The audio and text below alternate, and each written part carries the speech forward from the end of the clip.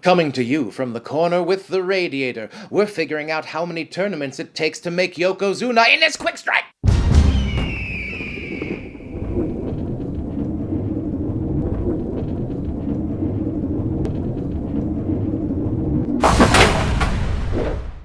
Hello, it's Mr. JWags. We're doing a quick strike, a small amuse-bouche tapa-sized episode that doesn't really require a full episode of explanation.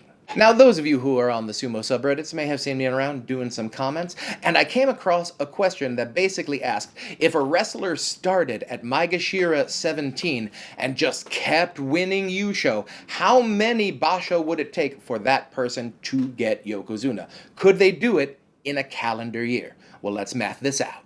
Alright, so first of all, we're going to call this wrestler New Guy. Second of all, we're just going to assume that all of these are yusho and they are 13 and 2 yusho, as that seems to be like the mean median average yusho we've had for the past few years. And for ease of time, we're going to start with a January basho and just sort of move onward that way. So, January basho, New Guy wins with a 13 and 2 at Maegashira 17. So, we've had 3 Maegashira 17s in modern sumo end up winning the yusho, and they ended up getting promoted to Maegashiras 1, 2, and 6. So let's average those out. That equals 9 divided by 3. So Maegashira 3 would be the average promotion from Maegashira 17. So now, he gets promoted from Maegashira 17 to Maegashira 3 in March. So March, Maegashira 3, 13 and 2 yusho. I have to believe this will be a Sanyaku promotion no matter what is happening above him. Now, if we look at Maegashiras 3 throughout history who have won yusho, Tamawashi and Tochinoshin. They've gone up to either Sekiwake or Komusubi, and actually this doesn't really matter, and we'll explain this in a second, but we'll say 2 consecutive yusho will get you up to Sekiwake. Alright, Mei Basho, Sekiwake New Guy gets a 13 and 2 yusho. No Ozeki promotion yet. As we remember, it does take 3 tournaments at the Joy or higher to get Ozeki. This is why in May it didn't really matter if he was going to be Komusubi or Sekiwake, because he was definitely going to be Sekiwake by...